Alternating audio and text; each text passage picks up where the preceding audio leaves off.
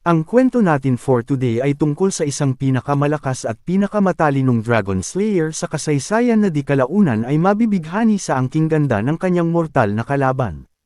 At dito na nga nag-uumpisa ang ating kwento sa Silver Dragon Dungeon kung saan kasalukuyang makikita ang dalawang gwardiya na mahigpit na binabantayan ang kanilang bihag. At habang mahigpit na binabantayan ng dalawang gwardiya ang kanilang bihag ay mapapansin ang isang figura na paa ng isang babae na humahalimuyak sa bango habang naglalakad patungo sa dalawang gwardiya. Agad napasabi ng kamahalan ng isang gwardiya nang malinaw nitong natanong kung sino ang dumating. Agad namang sumaludo ng paggalang ang dalawang gwardiya habang ang kanilang kamahalan naman ay inutusan silang umalis muna sapagkat nais nitong makausap ang bihag ng mag-isa. Matapos makaalis ng dalawang gwardiya ay agad namang nagtungo sa loob ng selda ang kanilang kamahalan na si Roswise ang leader ng Silver Dragon Clan para kamustahin at kausapin ang kanyang bihag.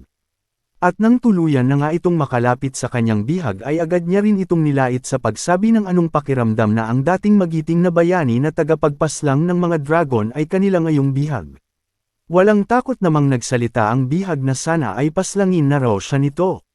Habang nasa muka ang isang kamay nito ay sumagot naman ang Dragon Queen na si Roswise na kung inuutusan ba raw siya nito na agarang siyang paslangin. Subalit ang kahilingan raw nito ay hindi ganon kadali sa kadahilanang ito raw ay gwapo at matapang na tao kung. Ito raw ay lalagyan ng kaunting sugat sa muka para maging perpekto. At habang hawak-hawak ng Dragon Queen na si Roswise ang muka ng Dragon Slayer na si Leon ay kitang-kita na labis itong nagalit sa ginawa sa kanya. At kasabay nun ay agad na nilihis ni Leon ang kanyang ulo pakanan at sabay sabi na tumigil na ito sa pagpapahiya sa kanya. Dahil maari naman raw nito siyang paslangin o kaya ay tadtarin basta ang hiling lamang nito ay gawin lang ito ng mabilisan.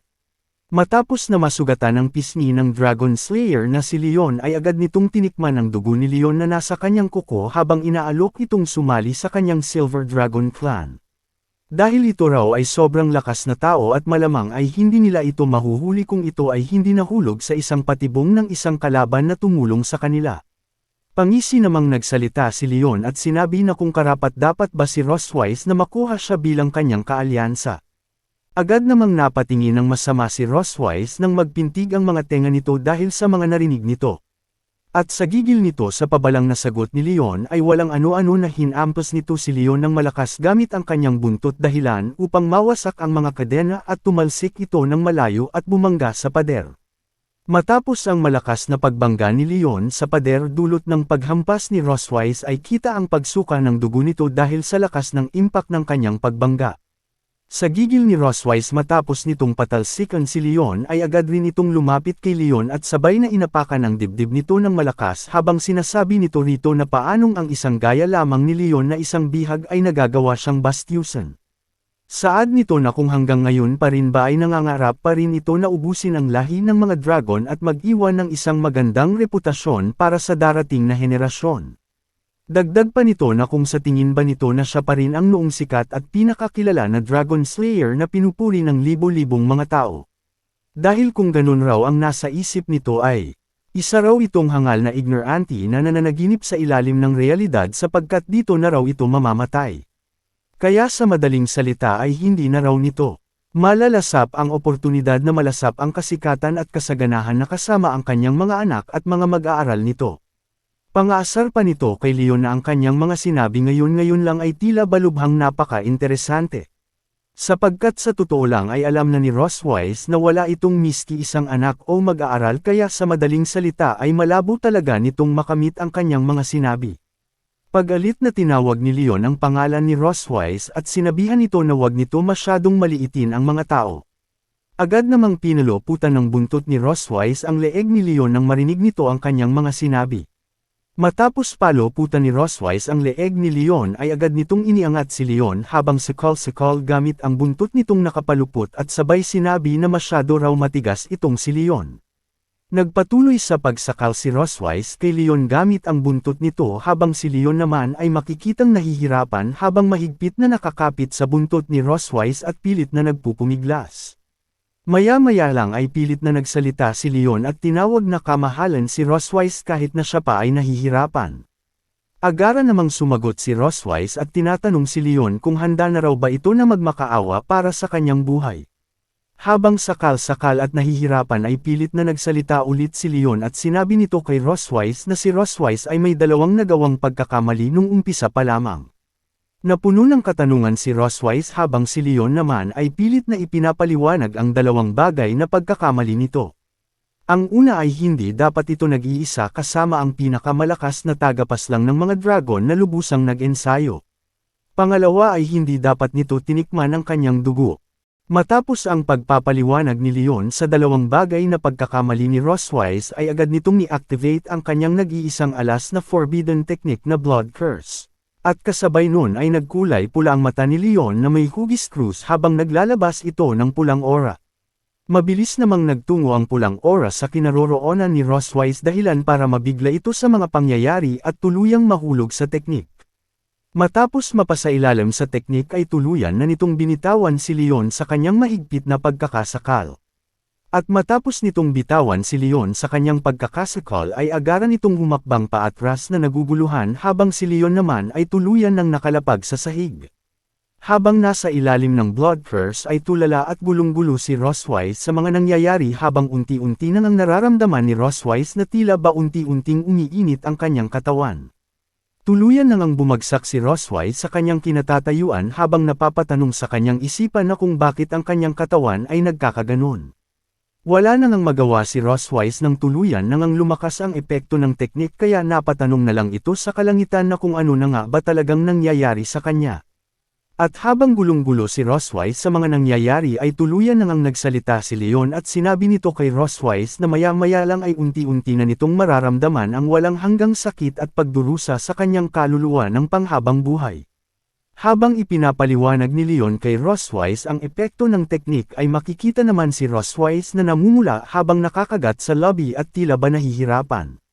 Nang hindi na nga mapigilan ni Roswise ang kanyang sarili dulot ng pag-init ng kanyang katawan ay walang ano-ano na patulak na sinunggaban nito si Leon habang si Leon naman ay takang-taka sa ginawa sa kanya ni Roswise. At matapos ang pagtulak ni Roswise kay Leon ay tuluyan nang bumagsak si Leon sa sahig habang si Roswise naman ay nasa ibabaw nito. At sa kanyang pagtataka ay agad namang napatanong si Leon sa kanyang sarili kung bakit ganoon na lamang ang kinikilos ni Roswise.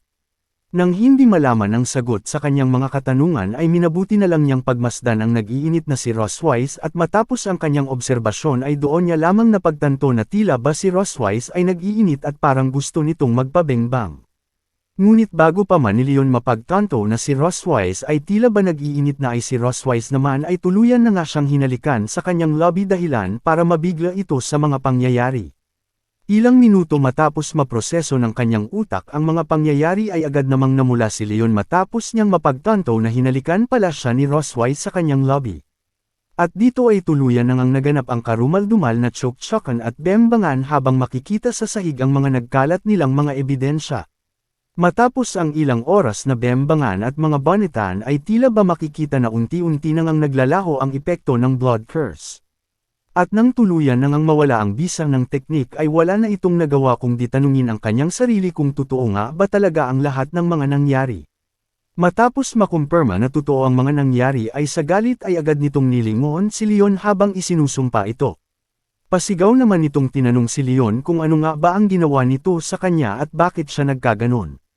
Paliwanag ni Leon na ang kanyang ginamit na teknik ay isang forbidden technique na tinatawag na Blood Curse. Ang teknik na isang beses lamang pwedeng magamit ng isang tao sa buong buhay nito. Dagdag pa niya na ang epekto raw ng teknik na ito ay pagkonektahin ang kaluluwa ng nagsumpa at isinumpa. Kaya sa madaling salita na ang kaluluwa raw ni Roswise ay ngayon ay konektado na sa kanyang kaluluwa.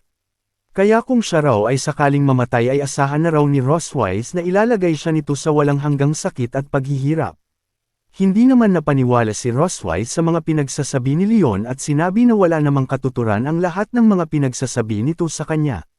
Dahil kung totoo raw ang mga pinagsasabi nito sa kanya na makukuha niya lamang ang walang hanggang sakit matapos nitong mamatay ay tanong nito na kung bakit raw siya nagkaganon.